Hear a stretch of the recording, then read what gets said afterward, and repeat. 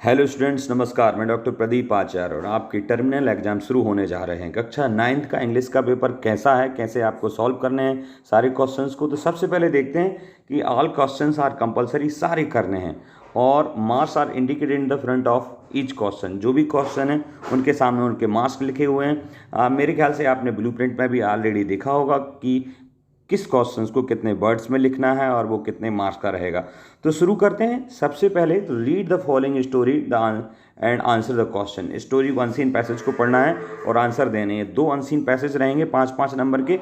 उसके पहले आप सबसे रिक्वेस्ट है कि जितने भी अन्य विषय और रहेंगे और आगे जाके आप किसी कंपटीशन एग्जाम को फेस करेंगे या किसी टूर्नामेंट की खबर है या दुनिया के बेहतरीन टीचर से आपको मिलना है तो आप इस चैनल पर मिल सकते हैं। तो बिना किसी संकोच के सबसे पहले इस चैनल को सब्सक्राइब कर लीजिए। आइए चलते हैं अनसीन पैसेज पर। I am your best friend, I can do many useful things for you, I can store all your information.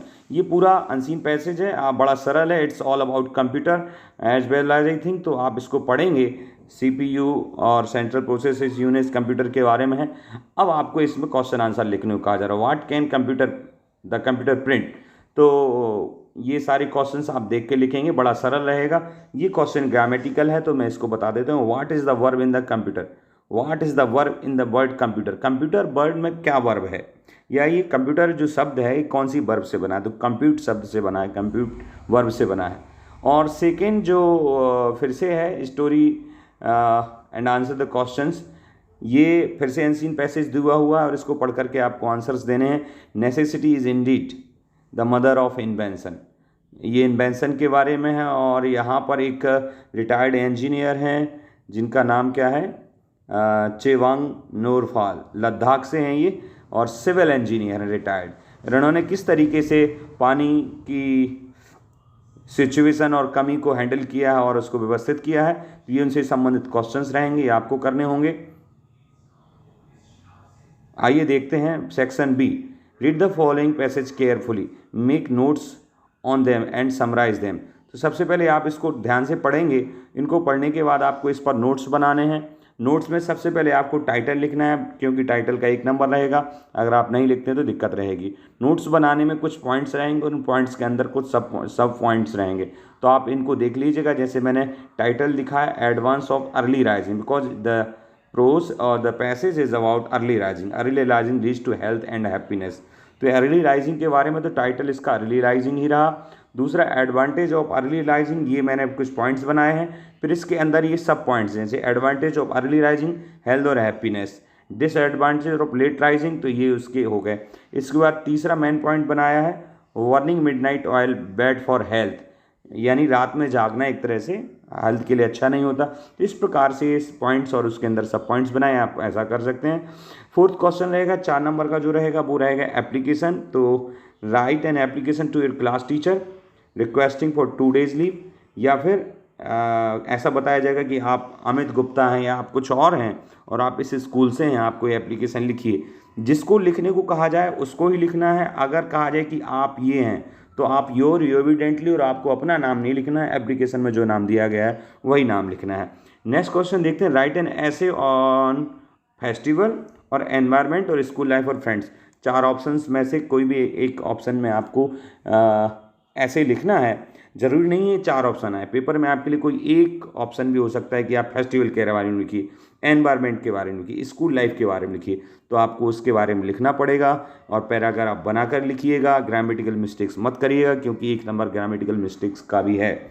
Next question रहेगा पिक्चर गाइडेंस कंपोजिशन। 3 नंबर का ही रहेगा, यानी आपको पिक्चर दी रहेगी और उसमें 75 वर्ड्स 3 नंबर के लिए आपको उस पिक्चर के आधार पर 75 वर्ड्स लिखने हैं। जैसे ये पिक्चर है, eat healthy, regular exercise, don't smoke और यूज टैबाको, रेगुलर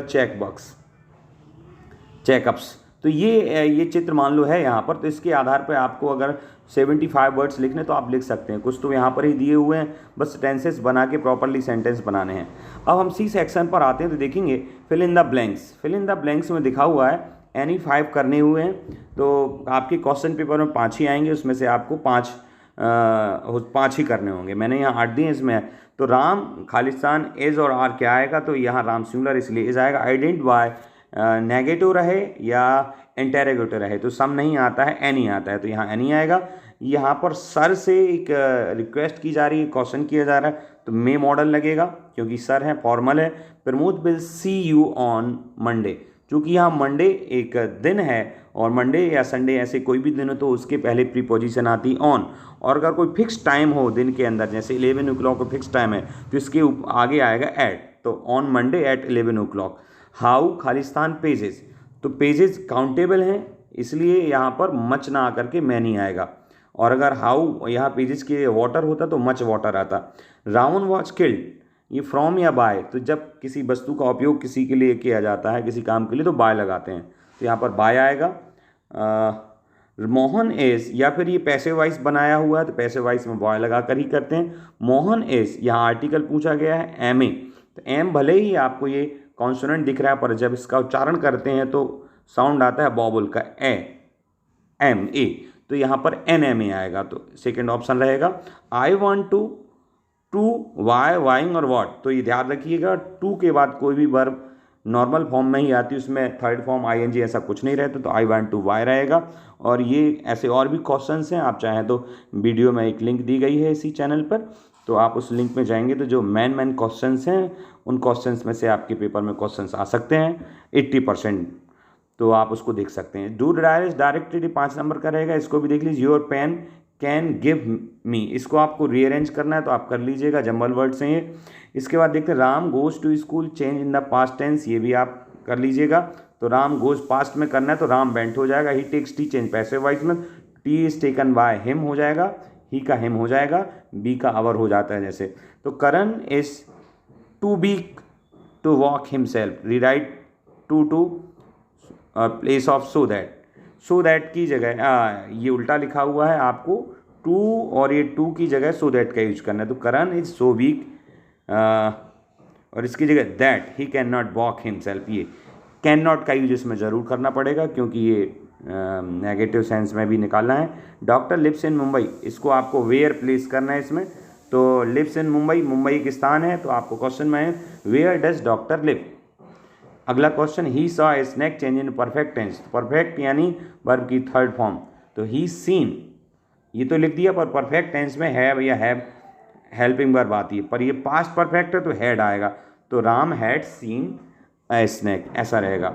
अब ये क्वेश्चंस रहेंगे जो आपको मल्टीपल चॉइस रहेंगे, 4 क्वेश्चंस हैं, हर क्वेश्चन में 4 ऑप्शन दिए गए, उनमें से एक चुनना है। मार्गी रोट इन हर डायरी, तो टॉमी फाउंड अ रियल, वो क्या उसने लिखा था आप ज़रूर बताइएगा, बिल्कुल वैसे पहला ही इसका आंसर है।